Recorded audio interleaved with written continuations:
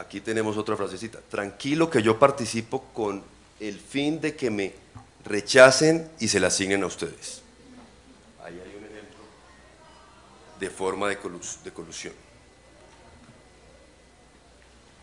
Miremos las modalidades de colusión. La primera, miremoslo por etapas. La primera posibilidad de colusión es durante la elaboración de los pliegos, es obvio, y allí básicamente lo que puede considerarse colusión es el típico intercambio de información entre la entidad contratante y alguno o algunos de los potenciales contratistas o proponentes. La colusión durante la presentación de las ofertas. El que llaman los gringos el cover bidding, que son las posturas encubiertas, tiene varias modalidades, algunas que ya se notan en esos ejemplos gráficos que les puse. ¿Eso qué quiere decir? Que hay una postura encubierta, hay un jugador con la ficha encubierta, digamos somos 5 licitantes y hay un jugador que licita artificialmente más alto porque está coludido con otros para que él sea excluido de la licitación. Eso puede ocurrir, por ejemplo, en una fórmula de media matemática o de media aritmética, donde el señor, el que licita artificialmente más alto, sabe que lo van a descalificar de antemano y por lo tanto genera la sensación artificial de 5 licitantes en el ejemplo que pongo, cuando en realidad son 4, porque pues él ya se sabe que va a perder en la primer corte. Otra posibilidad, todo lo contrario, se licita demasiado bajo para que quede, por ejemplo, también en estos sistemas de media, quede excluido por excesivamente barato, digamos. Entonces se sabe de antemano que va a quedar excluido.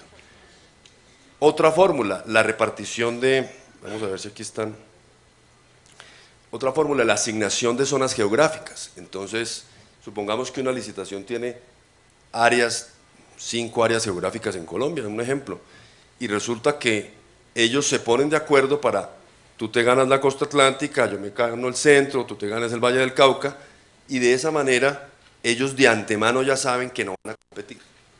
¿Cómo lo hacen? Pues compiten todos en todos los segmentos, pero aquellos que está previsto que no ganen, presentan fórmulas encubiertas, es decir, propuestas artificialmente malas para saber que va a ser derrotado porque el que va a ganar en el Atlántico es fulano. Entonces, eso también ocurre. Está la supresión de ofertas, ya lo mencioné, la rotación de ofertas, es exactamente lo que digo, se turnan los licitantes para buscar ser asignatarios de la licitación en una secuencia ya prevista. La asignación de mercados. Durante la ejecución del contrato, esto es menos evidente, puede presentarse también actos de colusión. No necesariamente la subcontratación es una forma de colusión, ni más faltaba, pero sí puede ser una manera de colusión, cuando los licitantes compiten por ganarse la licitación, ya está previsto que alguno de ellos gana y está previsto o que el que gane subcontrata a los que pierden. Ese acuerdo entre ellos pues también consistiría en un acto de colusión. Lo mismo ocurre con la cesión del contrato, es exactamente lo mismo. Señales de advertencia. Hay de todo tipo de cosas. Digamos que nosotros, como Superintendencia de Industria y Comercio, que tenemos esta función, hemos adquirido una experiencia, pero pues que todavía, digamos, no es comparable con la experiencia de los organismos de control y con la Fiscalía, y sabrán decir mejor que nosotros qué señales de advertencia hay, pero yo planteo algunos, porque se presentan, y increíblemente se presentan, errores de ortografía que se repiten en las distintas licitaciones, la misma corrección o la misma tachadura, coincidencia en la relación del personal del equipo que se presenta para la licitación en las distintas ofertas, bueno, y múltiples otras cosas que son relativamente obvias. Indicios de que se están comportando coludidamente, no tanto en la presentación física del documento, sino en el comportamiento durante el proceso de selección, el hecho de que desistan inesperadamente uno o varios de los licitantes, o que haya un claro patrón de rotación entre los vencedores de una licitación, o que el participante vencedor repetidamente subcontrata el trabajo de oferentes no adjudicatarios, como lo habíamos mencionado. ¿Por qué la colusión desde la perspectiva de la competencia es mala? ¿Cuál es el daño que se le hace a la economía y a la sociedad? En términos muy sencillos son estas tres cosas. Lo primero, que se suben los precios. Es decir, los daños de la colusión son los mismos de la no libre competencia, son los mismos del no comportamiento competitivo, de lo que llamamos con prácticas anticompetitivas o restrictivas de la competencia. No son otros. El primero, pues que los precios se incrementan. Pues ¿por qué? Porque los señores se están poniendo de acuerdo para licitar y por supuesto de ahí se genera un precio artificial o la imposibilidad de que un jugador con mejores precios entre a competir. Lo segundo, pues la baja calidad. Es un efecto típico de la competencia, o de la no competencia mejor, cuando en un mercado no se compite libre y ferozmente, libre y abiertamente, pues lo que ocurre es que la calidad es la afectada y por lo tanto los consumidores son los afectados. Lo que llamamos en derecho de la competencia el bienestar de los consumidores. El bienestar de los consumidores es la sumatoria de estas dos cosas, el precio y la calidad. ¿Y por qué se afecta la calidad? Pues sencillamente porque estos señores no tienen ningún incentivo para ofrecer la mejor calidad disponible en el mercado de ese producto o de ese servicio. Y en cambio quedan excluidos de la competencia por cuenta del juego artificial aquellos que tienen los mejores productos. Entonces, un jugador que tiene el mejor producto de un pavimento, por ejemplo, o de alguna modalidad de ingeniería, pues resulta excluido artificialmente de esa licitación y por lo tanto nos vemos privados los colombianos de ese producto o servicio. Con el agravante, que este sí es un elemento especial de la colusión en relación con otras maneras de práctica anticompetitiva, que el afectado es además el bolsillo del contribuyente. Porque de lo que estamos hablando en la colusión de licitaciones es del Estado en función de consumidor. De lo que estamos hablando es de un mercado que se llama el mercado de las compras públicas. Es el Estado como comprador. Por lo tanto, el Estado no compra con la chequera propia, el Estado compra con los contribuyentes, con el dinero que recoge los contribuyentes. Entonces, ahí hay una triple afectación y eso es lo que hace que la colusión sea más dañina que cualquier otra forma de práctica anticompetitiva.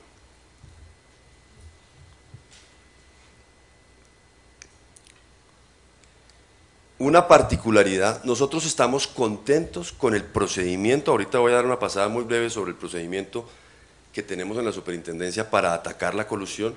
Nos parece que tenemos facultades importantes y es de destacar una, y es que creemos que es la única institución, a lo mejor me equivoco en eso, pero nos ha parecido por la práctica de otras instituciones que podría decretar medidas cautelares en el proceso de licitación pública antes de adjudicarse el contrato. Eso es importante para tenerlo en cuenta porque si a la superintendencia llega información, ya sea por vía de delación, que hay un programa de delación que ahorita les cuento, o por vía de información en general, la típica denuncia sobre lo que está ocurriendo en una contratación pública, la superintendencia podría, si las pruebas son fehacientes, importantes, conducentes y todos los demás requisitos, podría decretar una medida cautelar y suspender un proceso licitatorio.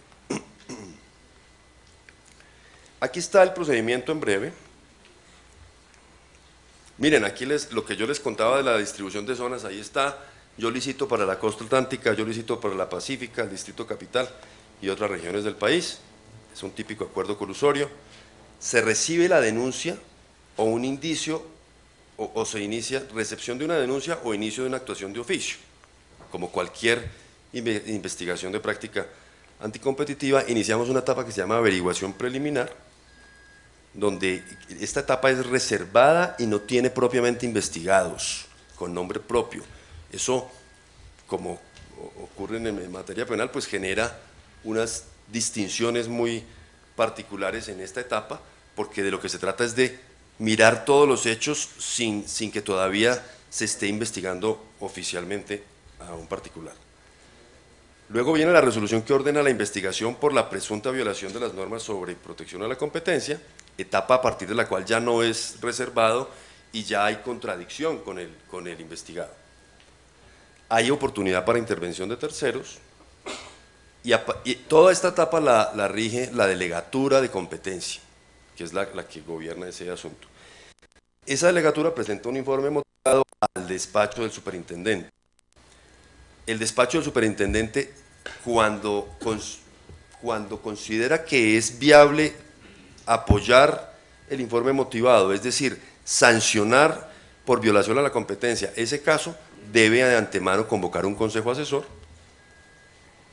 y luego de consultado el consejo asesor y visto lo que opine ese consejo, pues tendrá que tomar una decisión sobre si sanciona o no. ¿Cuáles son las sanciones? Las sanciones son hasta 100.000 salarios mínimos, son importantes, somos una de las entidades públicas con mayor facultad sancionatoria en Colombia, eso en la práctica son más o menos 50.000 millones de pesos, es decir, aún para licitaciones grandes, yo pensaría que la superintendencia tiene facultades importantes que pueden desactivar el ánimo de los potencialmente coludidos en una licitación si se ejercieran a plenitud todas estas facultades. Aquí vamos a hablar del programa de clemencia o delación, que es un esquema de beneficios por colaboración con la superintendencia, un poco semejante al llamado principio de oportunidad, y que existe ya hace unos años en la legislación colombiana. Un miembro de un cartel que viola las normas de la competencia, denuncia la existencia de ese cartel y colabora con la entrega de la información de manera eficaz, recibe beneficios que pueden incluir la exoneración total o parcial de la multa. Y por supuesto se protege la identidad del denunciante y a esto se agrega el tipo penal que la doctora Paula mencionaba ahorita, que convierte en delito la colusión, pues per se, pero que además prevé la posibilidad de reducciones de pena importantes desde el punto de vista penal al delator. Entonces el delator llega a la Superintendencia de Industria y Comercio y tiene beneficios por la vía de competencia y puede acceder también a beneficios en materia penal. Eso va a hacer probablemente, o esperamos que genere, que realmente esta institución coja fuerza, porque en realidad hasta ahora la experiencia colombiana es muy pobre en este campo de delación, mientras que en otros países es tremendamente importante. En España, por ejemplo, más del 30% de las sanciones por competencia son el resultado de una delación previa. Muy distante del primero del grupo, que es Dinamarca, con 9.3. Ese es el infortunio de nuestro país, pues. Esa segunda encuesta además muestra que el 55% de los encuestados dicen que la principal motivación para ofrecer un soborno a funcionarios del sector público es la percepción de que los trámites y procedimientos son engorrosos y complejos. El 46% de ellos dice que el soborno ocurre porque existe un requerimiento en ese sentido, directo o indirecto, pero esa es la estadística que más me preocupa y en la que yo me quiero centrar para este mensaje desde la superintendencia, y es el 61% de los encuestados considera que si no se acude a sobornos no pueden acceder a un contrato público. A mí me parece tremendamente desmoralizador el indicador, porque demuestra que la mayoría de los empresarios colombianos encuentran inviable competir en el sector de las compras públicas si no es ejerciendo acciones de soborno. Eso demuestra que en este momento la batalla la estamos perdiendo, es decir, son más los actos, porque de ahí uno puede deducir que la mayoría de las licitaciones públicas, aunque esa es una deducción no técnica, vienen antecedidas de un acto de colusión, y por lo tanto, pues uno puede concluir que estamos perdiendo la batalla, es decir, la mayoría de las compras públicas en Colombia están en el ámbito, para hablar en los términos de lo que a mí me incumbe, en un ámbito de no competencia. No hay libre competencia en la mayoría de las compras públicas en Colombia.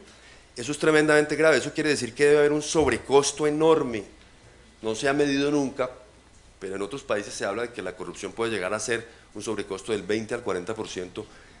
Si aquí en el 61% de las compras públicas debe estar sucediendo eso, pues es probable que ese porcentaje sea inclusive superior. O sea, los sobrecostos, si Colombia no tuviera colusión, los precios de las compras públicas serían significativamente más bajos y la calidad significativamente más alta.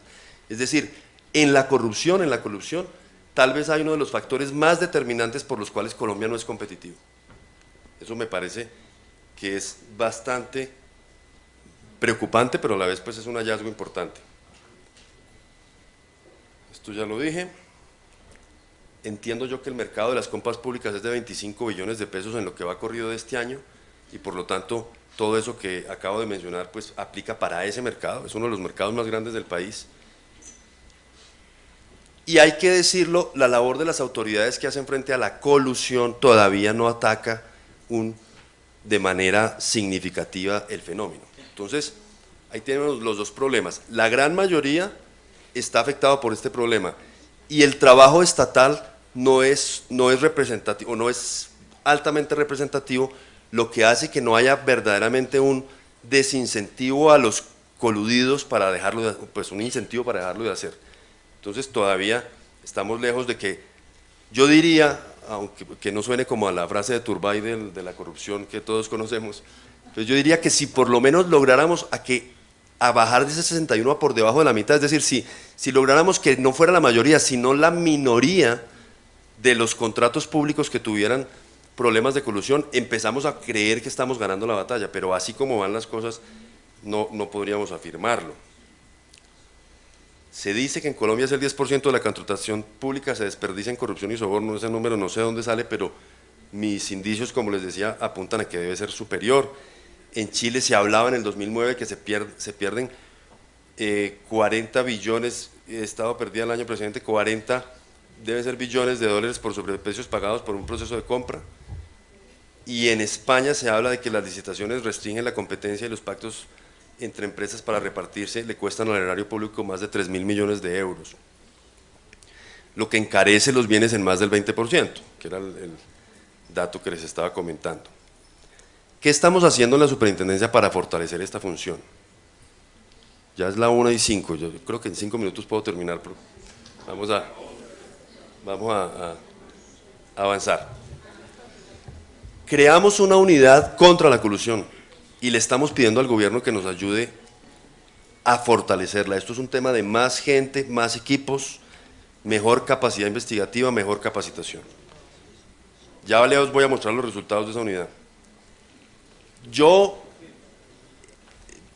Vamos a adelantar, o tengo la iniciativa, ya hablamos con la Universidad de Chicago para hacer un estudio nacional sobre el impacto de la colusión en Colombia. Lo vamos a adelantar, lo quiero anunciar aquí, no lo habíamos comentado en ningún ámbito. Es un estudio porque nosotros tenemos investigaciones, me adelanto a la cifra final, nosotros tenemos en este momento investigaciones por más de 4.5 billones de pesos. Entonces, desde el punto de vista de no penal, somos la entidad que tenemos el caso de estudio más importante en Colombia. Tenemos más de 40 y algo de licitaciones, de grandes licitaciones públicas que están siendo objeto de investigación. Con ese caso de estudio, con unos expertos del más alto nivel, extranjeros y nacionales, vamos a tratar de formular recomendaciones al gobierno nacional sobre cómo se mejora la estructura de las licitaciones, cómo estructurar mejor las licitaciones, cómo vamos a valorar las vulnerabilidades de los distintos métodos de evaluación en las licitaciones. Tenemos, por ejemplo, serios indicios de que el mecanismo de la media aritmética es un mecanismo altamente vulnerable y se sigue utilizando fuertemente por el Estado.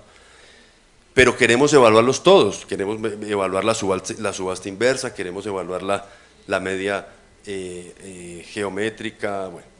Y queremos trabajar en un capítulo final de recomendaciones sobre mejores prácticas de contratación. Vamos a fortalecer el programa de clemencia, como les decíamos, les mencionaba ahorita. Estamos en el proceso de celebración de convenios con Contraloría y Fiscalía para fortalecer nuestra función en la práctica de pruebas. Y estamos trabajando en mayor divulgación. Hay una nueva cartilla sobre la colusión en licitaciones que les trajimos, creo que un número no suficiente, pero creo que son 20 o 30 cartillas, están muy interesantes, fueron publicadas con el apoyo de la Unión Europea y son muy ilustrativas sobre todo este fenómeno. Licita artificialmente más alto porque está coludido con otros para que él sea excluido de la licitación. Eso puede ocurrir, por ejemplo, en una fórmula de media matemática o de media aritmética, donde el señor, el que licita artificialmente más alto, sabe que lo van a descalificar de antemano.